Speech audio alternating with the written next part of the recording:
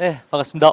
김비대입니다. 자, 여러분, 저희 오늘 2025년 9급 지방직 해설 강의를 시작하겠습니다. 일단 여러분 너무 고생하셨습니다. 여러분 1년간 열심히 공부하셔가지고요. 오늘 시험장을 탁 들어갔다가 나올 때 굉장히 허탈하시죠. 하지만 여러분 시험을 치고 나오신, 그래서 1년 열심히 노력하는 저희 행복이들 응원합니다. 여러분, 자, 지금 결과가 좋아서 확인하려고 이 강의를 보시는 우리 수험생도 있지만 1년을 더 해야 되나 말아야 되나 할까, 이런 수험생도 있습니다. 일단 여러분 이 지방직에 대한 해설 강의를 한번 싹 들어보시고요. 이제 또 새로운 결심해서 또 열심히 공부하시면 됩니다. 자, 일단 저희 한번 총평부터 먼저 시작하도록 하겠습니다. 자, 저희 시험 행정학의 난이도는 중상이었다라고 보시면 돼요. 국가직보다는 어려웠습니다. 근데 작년 지방직보다는 조금 쉬웠고요. 그런데 제 강의를 들은 분들은 그런 느낌을 받을 수 있지만 좀 쉬웠지만, 그렇지 않는 교수님들은 그렇지 않는 수업은 좀 어려울 수도 있었어요, 여러분. 자, 그래서 상 문제가 한 3개 되고요. 중상이 한 문제입니다. 저희 일반적으로 저희 이 학원 강사들이요, 보통은 한 3문제 정도가 45에서 50 정도의 정답률이 있으면 무난했다라고 하는 겁니다. 그래서 한 4문제 정도가 좀 어려우면 이제 약간 어려웠다, 중상이었다. 그래서 저희는 지금 4문제 정도이기 때문에 중상이었다라고 보시면 되겠습니다. 완전히 상은 아니었습니다. 중상이었다. 왜냐하면 우리 골고루 안배를 해줬습니다. 그래서 여러분 우리 국가직보다도 우리 지방직이 더 단원별 안배를 잘 해줬다라고 보시면 돼요. 총론이 3문제죠. 원래 4문제인데 3문제. 정책이 하나가 더 나왔습니다. 3 활류 한 문제. 우리 국가직에는 활류 문제가 나오지 않았는데요, 이번에 활류 문제가 나왔습니다. 특히 법령 문제로 나왔기 때문에 좀 어려웠습니다. 지방 2문제. 그래, 전통적으로 원래 4 3 3 1 뭐 이렇게 나오는데 1, 2 이렇게 나오는데 이번에는 정책이 하나 나오고 총론이 하나가 좀 줄었다라고 보시면 돼요. 요즘에 좀 트렌드가 총론 파트가 조금 주는 트렌드가 나온다라고 보시면 돼요. 여러분, 원래 이 시험을 보고 이제 인역처 시험들을 봤을 때 행정학의 큰 틀과 범위는 확 벗어나진 않습니다. 하지만 100점을 맞기 위해서는 행정에 대한 근본적 이해가 필요하다라고 보시면 돼요. 그래서 제가 수업 시간에 보통 이제 여러분들한테 말씀드릴 때 교수님들이 보통 이렇게 말씀하셔요. 이런 내용은 좀 교수님들이 강조하셔요. 그다음에 이런 게 있어요. 이런 것도 잘 하셔야 돼요. 원래 같으면 여러분들이 가장 당혹스러웠던 문제 같은 경우는 이런 비동 문제 같은 경우에 제가 비동 같은 경우는 굉장히 많이 말씀을 드렸습니다. 왜냐하면 기본적인 수단은 당근과 채찍이에요. 기본적인. 그 다음에 이제 비동 같은 경우는 하나 더 설득, sermon이라고 제가 매일 강의 시간에 설명을 드렸습니다. 이게 보면 기본인 거예요. 그래서 당근과 채찍과 sermon, 설득, 비동, 비주얼 덩어리 맨날 이러면서 설명을 드렸는데, 그래서 제 강의 들은 분들은 당연하구나. 근데 이게 기출은 지금 정도 한 번 정도 됐었습니다. 그런데 이게 뭐냐면 정책학을 가르치는 교수님들이 가장 기본적으로 생각합니다. 그래, 남이 원하지 않는 걸 시킬 수 있는 힘이 뭘까? 당근과 채찍과 sermon, 설득, 이런 거 생각하시면 맞췄는 거예요. 자, 균형인사 정책 같은 경우는 이거는 인역처가 내다 보니 냈는데 순서를 물어서 어려웠을 수 있어요. 이게 내가 이것까지 알아야 돼 라고 하는데, 이게 막상 나중에 시간을 내서 풀다 보면 쉽게 생각이 되겠지만 막상 시험장 가면 굉장히 당황할 수가 있는 문제였습니다. 3번. 그 다음에 특별지방자치단체는 제가 이거 한 5년 전에 한번 4년 전인가 제가 딱 법력특강에서 찍어서 바로 맞췄던 건데 이제 돌아서 또 한 번 나왔죠. 그런데 이 특별지방자치단체는 저희 행정부터 가장 마지막에 있고 항상 지방직 끝날 때 제가 또 수업을 하는 부분이라서요. 여러분 이거는 뭐 크게 제 강의를 많이 들었던 분들 힘들진 않지만 제가 지방에서 잘 가르치잖아요. 그런데 이게 그렇지 않는 수험생 같은 경우는 제일 마지막에 있다 보니 이제 좀 헷갈릴 수가 있었습니다. 그래서 여러분 지방자치 파트는 어려운 게 아니에요. 여러분 안에서 어렵다라고 보시면 되고요. 그 다음에 이제 저희들 활류, 데이터 기반 행정, 이 법령 문제인데요. 이 문제 같은 경우도 다른 데 한번 나왔었어요, 여러분. 그런데 이제 저희에서 이번에 활류 파트에서 한번 나왔기 때문에 이게 흔히 나오는 법령은 아니었거든요. 근데 저희들 저희 직렬 말고 다른 직에서 한번 출제는 된 적은 있습니다. 그런데 이것도 내용을 보시면 이제 맞출 수 있는데 실제 시험장 가서는 이게 쉽지는 않아요. 가장 뒤에 있고 시간에 막 압박을 받으면, 요번에 필수 과목들이 조금 더 어려웠다면서요. 그러면 굉장히 압박을 받아서 좀 힘들었을 수 있다. 우리가 흔히 매번 나오는 법령 문제는 아니었다 라고 보시면 돼요. 이렇게까지 보시면 돼요. 그래서 20번, 16번. 근데 16번 제 강의 들어보신 분들은 별로 어렵진 않고요. 그 다음에 3번. 이게 실제 시험 가면 어려울 수 있었다라고 보시면 돼요. 그래서 10번 같은 경우는 그냥 지방 자치라서 어려운 거고요. 이 정도 난이도다라고 보시면 되겠습니다. 자, 1번부터 바로 한번 가보도록 하겠습니다.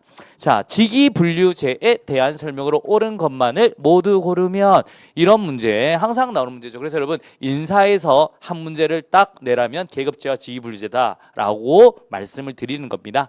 여러분 우리 직위분류제입니다. 자, 계급제 같은 거 보세요. 사람으로 뽑아서 쭉쭉쭉쭉 평생 가는 거고요. 직위분류제는 먼저 직위를 분류하는 거예요. 그래서 여기 가장 적합한 사람을 탁 꽂아 넣는다라고 보시면 돼요. 인사의 탄력성과 융통성이 높은 것은 옆으로 보낼 수 있는 계급제다라고 하셔야 됩니다. 사람보다는 일을 기준으로 공직을 분류한다. 직위분류제 맞습니다. 동일 직무의 동일 보수. 그래서 이건 직무급을 주는 거죠. 그래 보수체계 확립이 장점이다. 맞습니다. 신분이 강하게 보장되어 직업 공무원제 확립이 유리하다. 논 계급제 폐쇄형 일반 행정과 직공. 그래서 이건 계급제에 대한 설명 되겠습니다. 정답 몇 번? 니은 디귿 3번 되겠습니다. 갑니다. 자, 2번 되겠습니다. 입법부 위의 전통적 예산 원칙. 국민의 눈높이에서 국민이 쉽게 이해할 수 있도록 예산서의 과목과 구조가 작성되어야 한다. 이건 명료성의 원칙입니다. 정답 몇 번? 1번 되겠습니다. 제가 이 설명을 드릴 때 항상 저는 강의를 비교 대조로 보고 한 앞에서 가는 건데 이거 설명할 때도 그랬어요. 왜 입법부의 전통적 예산 원칙이 왜 나왔을까? 옛날에 왕이 멋대로 세금 돈 가지고 갔잖아요. 야, 돈 내놔. 왜 주는데요? 내놔. 막 뺏어갔습니다. 이 천한 것이 달라면 다는 거지? 이러고 왕이 막 못 들었었어요. 그러면 왕님 이 돈 어디 썼어요? 막 그러잖아요. 그러면 조용히 해. 네가 알게 뭐야? 이러면서 맨날 걷어갔다고요. 그래서 열받아서 시민혁명을 일으켜버린 거잖아요. 그래서 입법국가가 되고 입법부 중심이 되는 겁니다. 부르주아들이 말을 합니다. 내가 세금은 내겠다. 하지만 우리 시민들의 대표로 구성된 입법부에서 만든 헌법에 근거해서 내겠다라는 겁니다. 그러니까 너는 뭐 썼는지 명료하게 적어야 되는 거고 우리한테 미리 물어봐야 되는 거고 다 적어야 되는 거야. 알겠어? 라고 하면서 전통적 원칙들이 나오는 겁니다. 제가 지금 우습게 막 웃으라고 이렇게 말하는 게 아닙니다. 여러분 이런 거에서 다 시험에 나오는 거예요. 왜? 근본적인 거잖아. 왜 여기서 이렇게 바뀌었느냐라고 하는 거. 항상 강의할 때 그렇게 설명을 드립니다. 저 2년 3년 전 같은 것도 블랙스버거 선언 같은 것도 왜 나만 때리고 그래? 라고 웃으면서 막 했지만 그게 귀에 꽂히는데 이런 문제들이 나오는 거예요. 교수님들이 이거는 우리 수험생들이 알아야지. 기본적인 이게 흐름인데 이렇게입니다. 그러니까 스토리가 있는 강의, 흐름이 있는 강의잖아요. 여러분 웃기만 하는 강의는 아닙니다. 여러분 깊이가 있고 흐름을 두고 여러분한테 딱 해줬을 때 100점으로 갈 수 있는 강의가 되는 겁니다. 여러분 그래서 정답 몇 번? 1번이 되겠습니다. 갑니다. 자, 이 문제 어려웠어요. 여러분 이 문제 우리나라 균형인사 정책에 대한 설명으로 옳지 않는 것은요. 장애인, 지방지역인재, 양성평등, 이공계, 저소득층을 주요 대상으로 한다. 맞는 말 되겠습니다. 이거는 인혁처에 가면 딱 이 내용이 나와 있습니다. 그리고 2번 같은 경우는 이제 뭐 연도 기준은 많은데 여러분 일반적으로 인사혁신처에서 지금 제시하기는 자 우리 지방인재 채용 목표제, 전국 지역인재 추천 채용제, 양성평등 채용 목표제 순으로 도입되다. 이게 틀린 거예요. 순서는 여기입니다. 이게 2003, 2005, 2007 이 기준은 인혁처 기준이에요. 인혁처에 나와 있는 기준으로 말씀을 드리는 건데 근데 이게 실제 시험장도 잘 모르셔도요. 야 여기서 양성평등이 제일 먼저 되지 않았을까? 이런 느낌을 받으셔야 되는 거예요. 그래서 양성평등 채용 목표제가 1번, 전국 지역인재 추천 채용제가 2번, 지방인재 채용 목표제가 3번이다라고 보시면 돼요. 그런데 2번을 몰랐다. 일단 스테 잠깐 멈추세요. 2번. 그럼 3번 갑니다. 장애인 구분 모집제는 선발 예정 인원의 일정 규모를 장애인만 응시할 수 있도록 구분하여 시험을 실시한다. 이거는 맞는 말이잖아요. 그래 장애인 구분 모집제는 그래 장애인만 응시할 수 있구나. 이렇게 보시면 돼요. 실제로 저희 공부하시는 분들, 장애직렬 분들, 저희 장애 시험 보는 분들 저희한테 옵니다. 선생님 저는 요 몇 점만 넘으면 돼요. 라고 하는 분들 굉장히 많습니다. 저희는 저희들끼리 리그예요. 딱 이렇게 말씀하시죠. 그 다음에 사회적 소수 집단의 공직 진출을 위한 지원 정책으로 대표 관료제의 적용 사례. 그래서 1번, 4번 선지는 매번 나왔습니다. 그리고 이제 3번 선지도 장애인 구분보호집제 이렇구나. 그럼 2번을 모르셔도 2번을 때리는 거예요. 왜? 1번, 3번, 4번이 명확하기 때문에. 그런데 시험장 가서는 과연 2번 보고 나서 그렇게 할 수 있겠냐는 거지. 와, 나 모르는데 라는 말이 먼저 나와요. 그래서 정답은 2번이다 라고 보시면 돼요. 그러니까 3번부터 이런 문제 있으면 멘탈이 한번 팡팡 간다라고 보시면 돼요. 자, 또 한번 가보도록 하겠습니다. 4번입니다. 하우스의 경로 목표, 이건 우리 매번 했죠. 집으로 가는 경로 목표를 설정해주세요. 띡띡띡띡. 집에 가서 시원 참치를 나는 특으로 먹을 거야. 특으로 먹을 것을 기대해 라고 하는 겁니다. 우리 이렇게 암기했죠. 여러분, 제가 우스갯소리로 이렇게 암기하라는 거 암기하셔야 돼요. 그럼 시험에 나오잖아요. 여러분, 이거는 우리 집으로 가는 하우스 경로 목표를 설정하셔. 띡띡띡띡. 나는 집에 와서 뭘 먹는다고요? 시원한 참치. 시원 참치. 지시적 리더십입니다. 지시적 리더십. 지원적 리더십입니다. 지원적 리더십. 그 다음에 우리 참여적 리더십입니다. 성취 지향의 리더십입니다. 그래서 집에로 가서 시원한 참치를 나는 특으로 먹을 거야 돼. 직무 특성하고 부하의 특성이죠. 그 다음에 이제 기대 이론까지 들어가는 거예요. 그래서 머릿속에 딱 넣고 들어가는 겁니다. 부하들의 욕구를 배려하고 그들의 복지에 관심을 가지며 구성원들의 인간관계를 강조한다. 지원해줘야 되겠죠. 지원, 후원 지원, supportive. 그러면 발음 기가 막힙니다. 후원 지원. 원래는 이게 이제 지원이라고 많이 쓰는데 여기서는 후원이라는 말로 한번 바꿨어요. 패러프레이즈 한 거죠. 근데 이거는 똑같으니 정답 몇 번? 2번이 되겠습니다. 우리 집으로 가는 경로 목표를 쓸 때 시원한 참치를 특으로 먹을 것을 기대해. 그런데 이게 또 암기가 안 돼 있고 이렇게 저처럼 이렇게 안 외우면 이것도 생각보다 쉽지 않아요. 왜냐면 우리 하우스의 경로 목표 모임이 그렇게 흔히 많이 나오는 건 또 아니었기 때문에 이렇게 한번 보시면 되겠습니다. 시원한 참치를 특으로 먹을 것을 기대해. 오늘 참치를 저도 한번 먹어야 되나요? 갑니다. 5번 되겠습니다. 조직 구조에 대한 설명으로 옳지 않는 것은요. 이음매 없는 조직은 내부적 필요에 의해 조직 단위와 기능을 분산적으로 설계한다. 여러분, 이거 저희 올인원 어제 강의했는데 저희 올인원 보고 들어가서 이제 시험 친 분들은 이거는 딱 맞췄겠죠. 여러분, 누굽니까? 이음매 없는 조직? 린넨셔츠 이랬죠. 린든. 그래서 이음매 없는 조직입니다. 그러니까 뭐냐면 원래 이런 조직에서는 전통적인 관료제에서는 내가 이렇게 가잖아요. 허가받으러 가면 돌린다고. 그래 이음매가 있다고요. 그런데 이음매 없는 조직은 내가 만약에 어떤 거를 신청을 하면 너희들이 알아서 쑥 하고 결과만 탁 줘라. 이런 게 이제 이음매 없는 조직입니다. 그래서 내부적 필요에 의해 조직 단위의 기능을 통합적으로 설계해야 되죠. 그래서 1번이 틀렸다라고 보시면 돼요. 그래서 이음매 없는 조직 이런 거 같은 경우도 린넨 셔츠 이렇게 생각하시면 쉬웠습니다. 자, 네트워크 조직은 네트워크입니다. 수직적 계층의 수가 최소화되고 유기적 구조로 환경적 변화에 적응성이 높다. 다 기사매수네. 그래서 네트워크 조직입니다. 여러분, 데프트는 다 기사매수네. 내가 가장 유기적 구조에 적합하다라고 보시면 되는 거죠. 그래서 필요할 때마다 네트워크 치면 되니까 환경적 변화에 적응성이 높다. 딩동 댕동 갑니다. 3번 매트릭스 조직은 기능적 조직의 역할과 프로젝트 팀의 구조적 역할을 동시에 수행하는 이중 구조에 성격한다. 잘 보세요. 매트릭스는 수직 구조, 기능 구조, 전문성, 수평 구조, 사업 구조, 대형성의 화학적 결합입니다. 그래서 우리 기능적 조직의 역할과 프로젝트 팀은 이제 모여서 하죠. 모여서 프로젝트를 하기 위해서 쫙쫙쫙 같이. 그러니까 기능 조직과 프로젝트 만들고 딱 모여서 이렇게 만드는 거에 매트릭스라고 하는 겁니다. 팀제는 수평적 구조와 자율적 권한부로 구성원의 지식과 아이디어를 모아 창의적인 문제 해결을 유리하다. 맞습니다. 여러분, 그래서 수평적 구조죠. 그래서 의사소통이 굉장히 자유롭다. 정답은 몇 번? 1번이 되겠습니다. 교대쌤 내년에 또 봐요. 슬프다. 꼬비사. 여러분, 그래 1년만 저 더 보세요. 합격으로 인도하겠습니다. 여러분, 원래 합격하면 좋겠지만 아쉬움이 있으면 여러분 내년엔 행정학 100점. 아무리 그래도 100점 맞을 수 있습니다. 여러분, 그래서 처음부터 차근차근 저랑 같이 한번 해봅시다.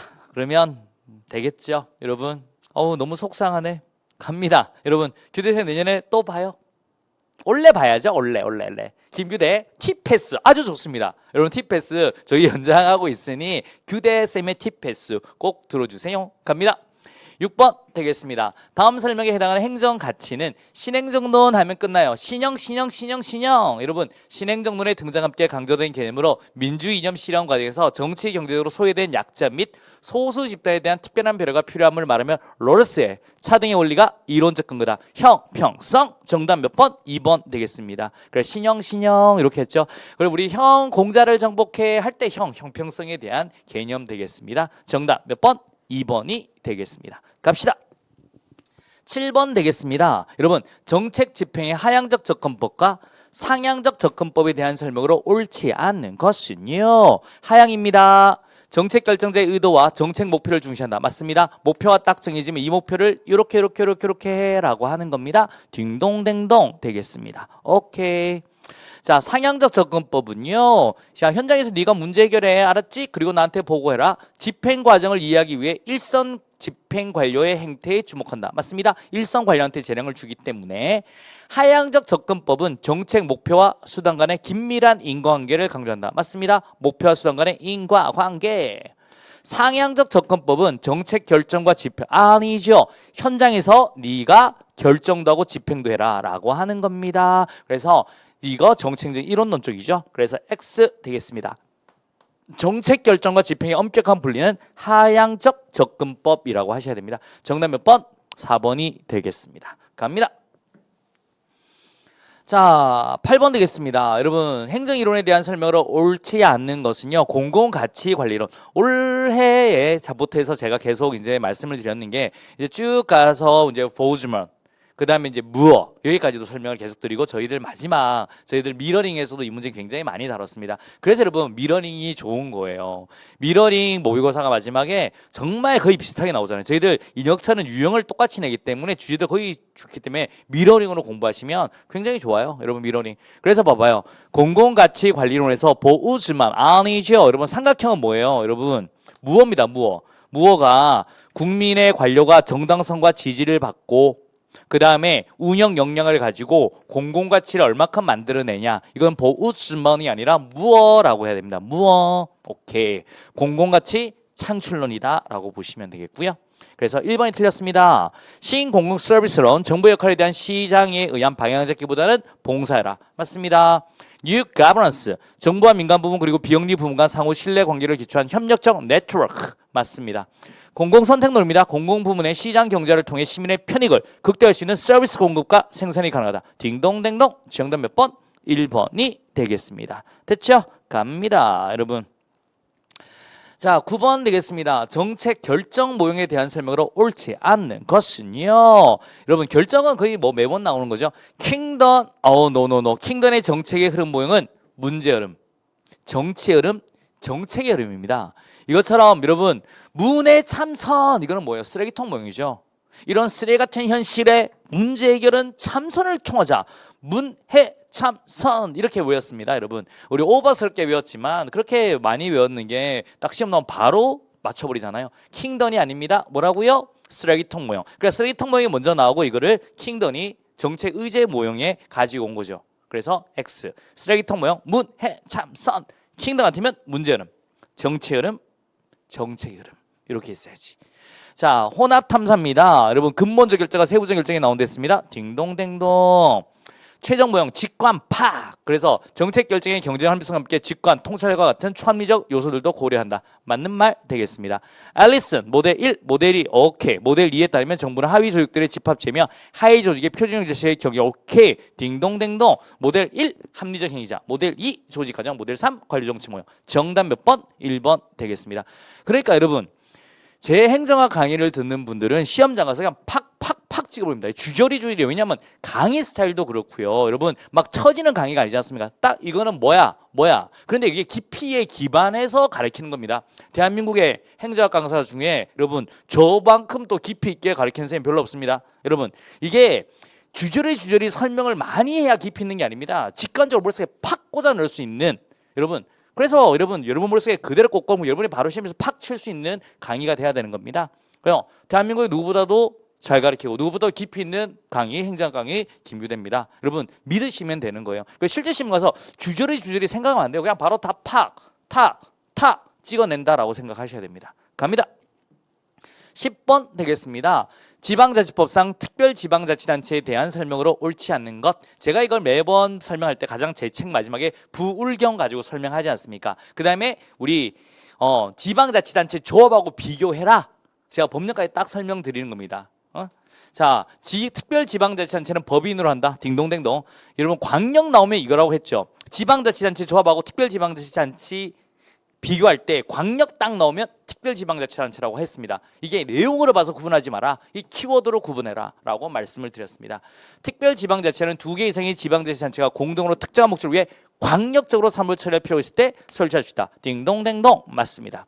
구성 지방자치단체의 지방의회 의회원은 특별지방자치단체의 의회 의원을 겸할 수 있다. 맞습니다. 몇 년 전에 이 문제가 나올 때는 지방자치단체장도 역시 겸직할 수 없다. 그래서 틀린 선지로 나왔습니다. 그때는 이건 진짜 거짓말. 대한민국에서 이 특별지방자치단체 저만 딱 찍어서 나왔습니다. 몇 년 전에. 그리고 이번에 또 나왔죠. 갑니다. 특별지방자치단체를 구성하는 지방자치단체는 상호 협의에 따른 규약을 정하여 구성 지방자치단체의 지방의 의결을 거쳐 여러분 지방자치의 지방의 엄마 누구예요? 행안부 장관. 무조건 행안부 장관이라고 하셔야 됩니다. 정답 몇 번? 4번 되겠습니다. 그래서 제가 이제 지방자치를 말씀할 때 무조건 지방의 엄마는 행안부 장관이다. 무조건 행안부 장관이다 라고 말씀을 드렸습니다. 정답 몇 번? 4번이 되겠습니다. 갑니다. 다음 설명에 해당하는 제도는요. 주민이 지방자치단체의 조례를 제정하거나 개정하거나 폐지할 것을 청구할 수 있는 제도로 주민의 직접 참여를 보장하고 지방자치 행정의 민주성과 책임성을 높이는 것을 목적한다. 주민 발안. 정답 몇 번? 3번이 되겠습니다. 대발이 감사해. 김대중 정부에서 주민 발안, 주민 감사가 들어왔죠. 오케이. 노무현 때는 투소환. 우리 주민투표, 주민소환, 오케이. 그 다음에 오케이 주민소송이 들어온 거고요. 이렇게 보시면 돼요. 정답 몇 번? 3번 되겠습니다. 12번 한번 가보도록 하겠습니다. 우리나라 정부의 규제 제도에 대한 설명으로 옳은 것은요. 여러분 우리 제 이름이 뭐라고요? 규대. 여러분 규제개혁위원회는 대통령 소속이라고 제가 매번 말씀드렸잖아요. 제 이름 가지고 규대. 그래서 대통령 소속이다 라는 겁니다. 그래서 이거 1번 선지 보시는 분들은 우리 행복이들 엄청 반가웠을까요? 규대. 자, 규제 1몰제입니다. 해가 뜨면 해가 진다. 1몰제 타이머 5년짜리 딱 맞추는 거죠. 그래서 규제의 존속 기한 또는 재검토 기한을 정하지 않고 노노노노 제가 타이머 맞춘댔습니다. 5년짜리 딱 맞추고 연장도 가능하고. 그래서 X 되겠습니다. 아유, 여러분 우리 네거티브라고 했죠. 네거티브 뭐예요? 아들아, 마음대로 해라. 사람만 죽이지 마라. 이게 네거티브입니다. 네거티브 규제가 소극적 규제라는 뜻이 있기 때문에 원칙 허용, 예의적 금지. 그래서 규제자로부터 재량이 더 넓다라고 하셔야 됩니다. 자, 샌드박스 맨날 물어보잖아요. 수업 시간에 제가 샌드박스 물어보잖아요. 여러분 샌드박스가 뭐예요? 이렇게 하잖아요. 그러면서 제가 맨날 말씀을 드리죠. 여러분 우레탄 있는 놀이터에서 뛰어다녀서 모른다고. 저는 어릴 때 모래로 된 놀이터에서 놀았습니다. 여러분 그게 샌드박스예요. 샌드박스란 제가 단어를 맨날 설명드리면서 하는 말이 놀이터다. 여러분 왜냐면 거기서 마음껏 뛰어놀라고. 저는 거기서 막 모래 막 찾아가지고 100원짜리 찾고 있는데 철봉 밑에서 이렇게 설명을 드리잖아요. 여러분 샌드박스. 그래서 이거는 마음껏 뛰어놀라고 기업들한테 특정한 신기술을 활용한 새로운 서비스 또는 제품에 관련된 기존 규제의 적용을 일정 기한 면제 또는 완화해준다. 그러니까 네가 마음대로 뛰어놀아라. 놀이터처럼 이렇게 말하는 게 규제 샌드박스입니다. 정답 몇 번? 4번이 되겠습니다. 자, 저희 미러링 문제 진짜 좋네요. 나중에 이제 제가 적중하면 다 적중했기 때문에 뭐 여러분 누구나 다 적중하지만 이런 것도 선지들 다 했기 때문에 뭐 100% 적중 이런 말 하지 않습니다. 왜? 100%이기 때문에. 당연히 강사는 100%를 해야 됩니다. 그런데 얼마만큼 강조를 했냐에 대한 내용이죠. 강조하고 또 하고 또 했다. 저는 제 자랑 해도 괜찮습니다. 왜? 잘 맞추니까. 여러분 대놓고 딱 그럽니다. 저는 잘 맞춘다. 그래서 부끄럽지 않게 나는 잘한다라고 말을 한다. 그리고 여러분 100점 맞게 해준다. 왜? 근거가 있고 데이터가 있으니까. 가장 짧은 강의지만 100점 나오게 한다. 갑니다. 자, 13번 되겠습니다. 행정기관위원회에 대한 설명으로 옳지 않는 것은요. 행정위원회는 합의제 행정기관으로 법률에 의하여 행정기관 소관 사무의 일부를 독립하여 수행할 필요가 있을 때 둔다. 맞습니다. 여러분, 자문위원회는 자문만 하는 거죠. 행정기관의 자문에 응해 의견을 제공하거나 심의조정협의를 통해 의사결정에 도움을 준다. 맞습니다. 평화통일자문위원회 같은 경우다라고 설명을 드린 거고요. 행정위원회인 공정거래위원회는 의사결정의 권한과 집행까지 해야 돼요. 그래서 여러분, 제가 말씀드렸죠. 행정위원회 같으면 선지로 나오는 것들이 우리 정부조직법 3조에 있는 위원회들로 낸다고. 왜? 그걸로 내야지만 명확하니까. 그래서 공정거래위원회는 행정위원회인데요. 결정뿐만 아니라 뭐까지 한다? 집행까지도 한다라고 보시면 되겠습니다.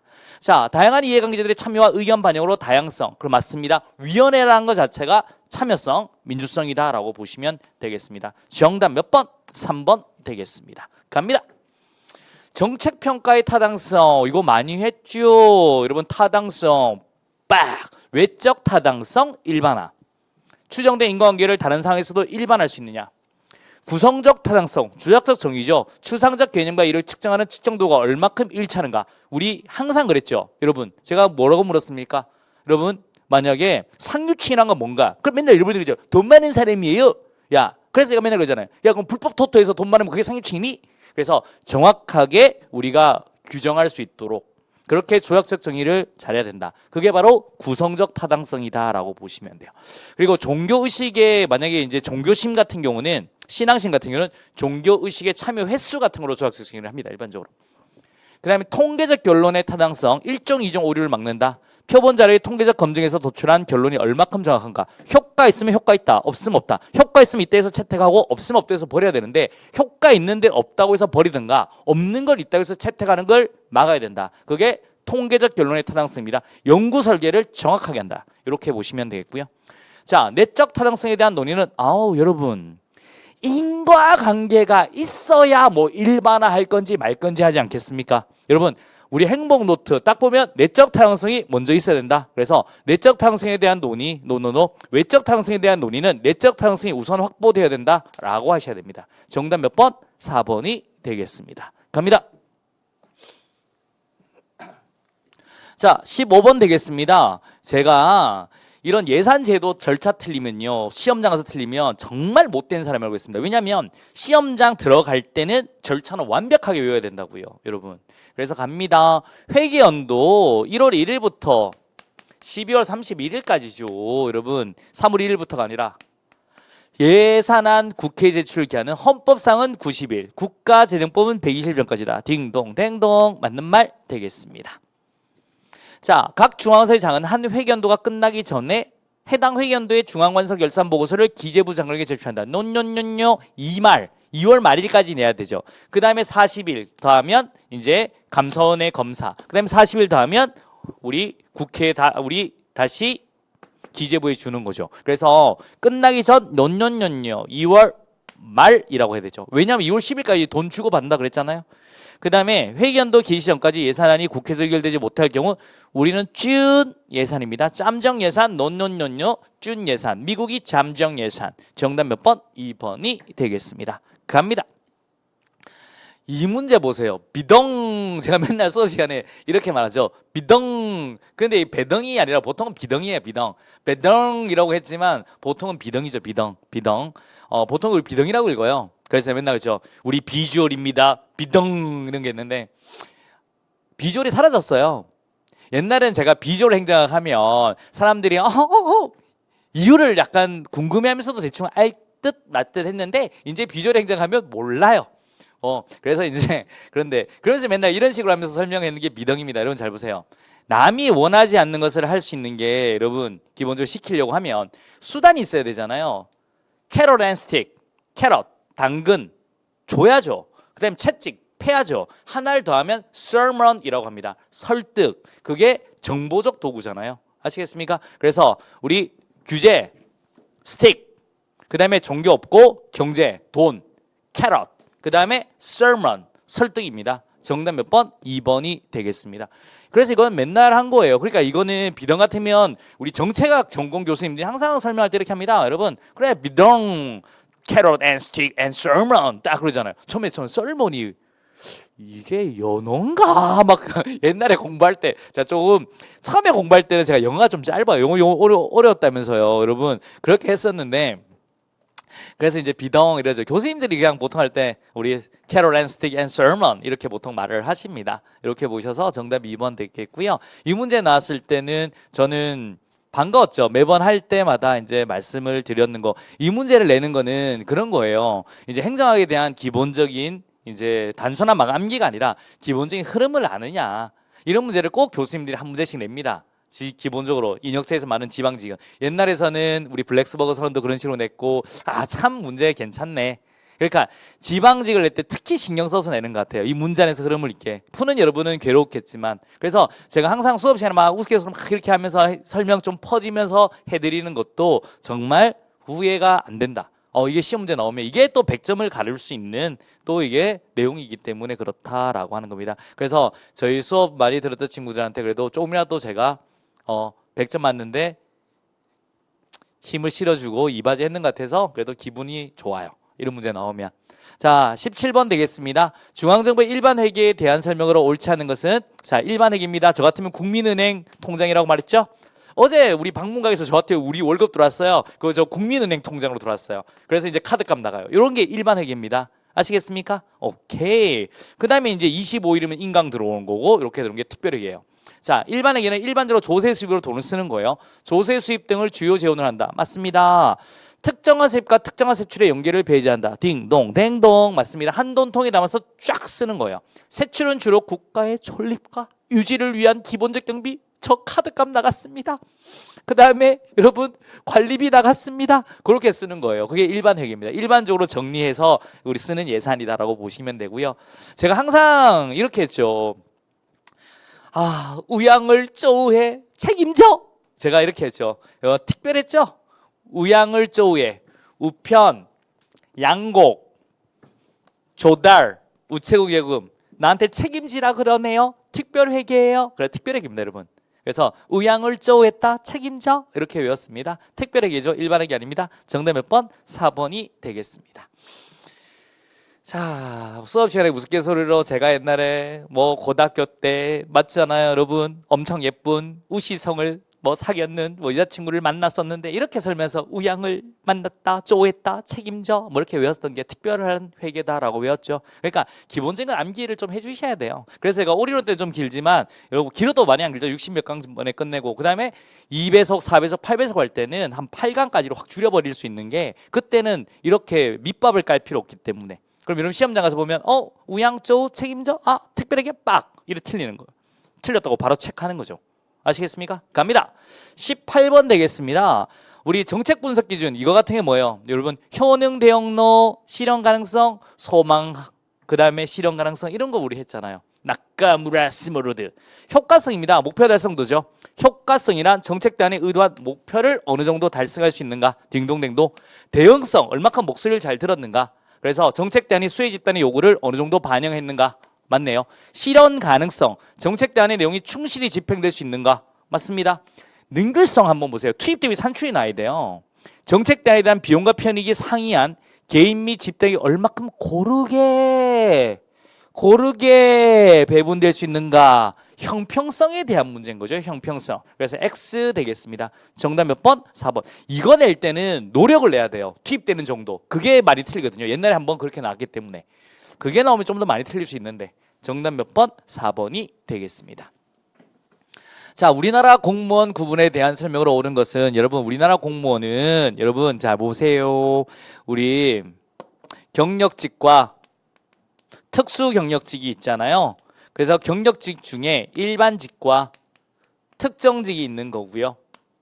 그 다음에 6개의 수정비리 만났다. 잭스, 키스 맨날 이렇게 했는데 정무직, 별정직 있죠. 자, 한번 갑니다. 임용 주체와 경비 부담을 기준으로 국가 공무원과 지방 공무원을 나누며 지방 공무원의 임용권자에는 지방의회 의장도 포함된다. 여러분 보세요. 지금 우리가 이번에 지방직 공무원 봤어요? 국가직 봤어요? 지방직 봤잖아요. 그래서 임용 주체와 경비 부담을 지방은 지방공무원법이 적용되고 지방에서 하는 겁니다. 그런데 이거 보면 지방 공무원의 임용권자에게는 지방의회 의장도 포함된다. 맞습니다. 왜냐하면 지방의회와 지방자치단체는 견제를 해야 되는데 옛날에는 지방의회에 있는 사무 직원들까지 다 지방자치단체장이 임명권을 가졌단 말이죠. 그러다 보니까 어떤 문제가 생기냐면 제대로 견제가 안 되는 거예요. 그래서 요즘 지방의회에 있는 사무 직원들 같은 경우는 지방의회 의장이 보통 임명을 합니다. 그래서 제가 말했잖아요. 저희 옛날 같으면 저한테 배웠던 친구 중에 이거 속기로 가시는 분도 있잖아요. 그래서 임명되는 날 이제 인스타에 오늘은 의장님 만나러 가는 날 드디어 만난다. 그게 이제 임용되는 날이라고 말씀드렸잖아요. 이렇게 보시면 되고 별정직입니다. 수정별 특수경력직이죠. 그래서 우리 X 되겠습니다. 기술연구 또는 행정일반에 대한 업무를 담당하는 경력직은 일반직입니다. 별정직이 아니라 X. 특정직입니다. 헌법재판소, 헌법연구관, 경찰, 공무원, 국무원 등 특수 분야의 업무를 담당하는 경력직이죠. 특정직은 맞는데 이걸 경력직이라고 하셔야 돼요. 이걸 틀렸습니다. 자, 정무직입니다. 정치적인 업무를 담당하는 공무원, 대통령, 국무총리 등 선거로 취임하거나 임명할 때 국회 동의가 필요한 경력직 공무원을 정무직이다. 정답 몇 번? 4번이. 어이구, 옳은 것은 여러분 1번. 잘 보세요. 한번 보도록 하겠습니다. 여러분 포함된다 옳은 것. 그래서 우리 정무직은 특수 경력직이잖아요. 그래서 정무직 여기까지는 맞습니다. 그런데 여기는 경력직이 아니라 특수 경력직이다. 정답 몇 번? 1번이 되겠습니다. 됐죠? 갑니다. 자, 마지막. 여러분 실제 시험장 가서도 굉장히 스피드하게 풀 수 있습니다. 공부들 이렇게 하면 이 문제도 나왔을 때 데이터 기반 행정 모르는데 라고 생각을 하지만 한번 보세요. 자, 우리나라는 2020년 데이터 기반 행정 활성화에 관한 법률을 제정하였다. 딱 이 문제로 한번 막히죠. 이 법이 2020에 만들어졌는지 2023년에 만들어졌는지 내가 알게 뭐야 뭐 이런 느낌이잖아요. 그럼 일단은 픽스 일단 스톱하고 넘어가셔야 됩니다. 그래서 일단 맞는 말인데 넘어가시고 그럼 읽어봐야죠. 데이터에 기반해서 행정을 하라는 거잖아요. 공공기관이 생성하거나 취득하여 관리하고 있는 데이터를 수집하고 분석하여 정책 수립 및 결정에 활용하는 행정을 의미한다. 맞네요. 이건 정의잖아. 딱 데이터에 기반해서 행정해라. 그러니까 공공기관이 생성하거나 취득하여 관리하고 있는 데이터를 수집하고 분석해서 정책 수립 및 결정에 활용해라. 맞는 말. 여러분 데이터에 기반해서 하라는데 데이터 분석뿐만 아니라 정책 결정자의 경험에 근거한 의사결정 이게 안 돼요. 데이터에 근거해야지. 데이터에 기반하게라. 왜 이게 나왔냐면 그전까지는 정책 결정자의 보통 경험, 지 삶에서의 경험 이걸 기반으로 자꾸 행정 같은 거 하니까 문제가 생겼잖아요. 그러니까 데이터에 근거해라 라고 하는 겁니다. 그래서 이 법이 나온 거예요. 그래서 데이터 분석에 근거해서 이제 객관적이고 과학적인 행정을 구현해야 되겠죠. 행안부 장관은 데이터 기반 행정을 체계적으로 추진하기 위해서 데이터 기반 행정 활성화를 위한 기본계획을 3년. 그래서 제가 말씀드렸잖아요. 웬만한 기본계획은 3년이라고. 왜냐하면 일반적으로 대통령 임기가 5년인데 4년, 5년짜리 해버리면 정권이 바뀌어도 새롭게 기본계획을 못 만들어요. 그래서 웬만하면 3년이다 라고 말씀을 드렸습니다. 그래서 3년마다 수립해야 된다. 딩동댕동 되겠습니다. 자, 이런 식으로 저희들 이제 20문항을 한번 정리를 해보았습니다. 여러분 행정학 할만합니다. 여러분 누구보다도 짧은 강의에 반복적으로 머릿속에 때려졌습니다. 여러분 자 시험장 가서 한번 생각을 해보세요. 책에 있다고 다 안다? 노노노 절대로 못 맞춥니다. 제가 여러 번 머릿속에 때려박고 해야지만 시험장 가면 바로바로 끄집어낸다고요. 그런데 그 범위는 제가 정확하게 정해드리지 않습니까? 그래서 어떻게든 머릿속에 쑤셔 넣어드리지 않습니까? 여러분 그 다음에 섬세하게 만들어드리고 흐름도 설명해드리고 그러니까 같이 가면 행정학을 다 맞아버리면 굉장히 마음이 편해집니다. 여러분 지금 원래는 뭐 영어가 좀 더 어려웠다지만 여러분 행정학 100점 딱 받는 순간 마음이 편해져요. 이게 100점 맞는 분이 별로 없어요. 이래 좀 문제가 중상이면 쉽지만 이게 한 85점대 굉장히 90점대 많거든요. 잘하는 분들 100점이 없어요. 근데 제 강의를 이제 우리 들었던 행복이 중에 100점이 꽤 나왔습니다. 지금도 연락도 오는데 여러분 100점 맞게 해드릴게요. 여러분 그리고 시키는 대로만 하시면 됩니다. 그리고 누구보다 양이 많지 않습니다. 여러분 일단 너무너무 고생하셨고요. 제가 하나 말씀드리면 건너뛸 수는 없어요. 모든 커리를. 하지만 빠르게 속도로 쫙 쌓아 올리셔야 됩니다. 혹시나 지금 결과가 안 좋아서 1년 더 하실 분들은 이거 명심하셔야 됩니다. 문제풀이 기출부터 바로 들어가서 공부하지 마세요. 처음부터 지겹고 힘들더라도 내용 한번 보셔야 됩니다. 내용을 꼭 보셔야 되는 거예요. 그래서 저 같은 경우는 이번에 7월에 재시생을 위해 2배속 바로 들어가지 않습니까? 그 다음에 기본반은 올인원 들어가는 거고. 그러니까 우리 재시생 분들은 꼭 입에서 이론 듣고 가셔야 돼요. 듣고 기출 가셔야 됩니다. 그래야지 내년에 100점이 나옵니다. 여러분 널뛰지 마세요. 9월 돼서 대충 눈에 바라지 마시고요. 지금 마음이 좀 안 좋겠지만 여러분 조금 마음 추스리시고요. 바로 공부하셔야 됩니다. 아니면 밑이 빠졌기 때문에 쭉 빠질 가능성이 있기 때문에 여러분 바로 공부 시작하시고요. 초이생 여러분들은 이런 식으로 나오는구나 그렇게 생각하시면 마음을 가다듬고 이제 한번 방문각과 함께 열심히 공부를 하시면 되겠습니다. 자, 우리 믿음의 방문각, 여러분 관리의 방문각입니다. 여러분 저희 방문각과 함께 하시면 내년에는 여러분 올해 같은 실수 절대로 안 하고 아주 수석 합격을 할 수 있다. 제가 확신드리겠습니다. 자, 원래 굉장히 고생하셨고요. 여러분 수업 시간에 뵙도록 하겠습니다. 수고하셨습니다.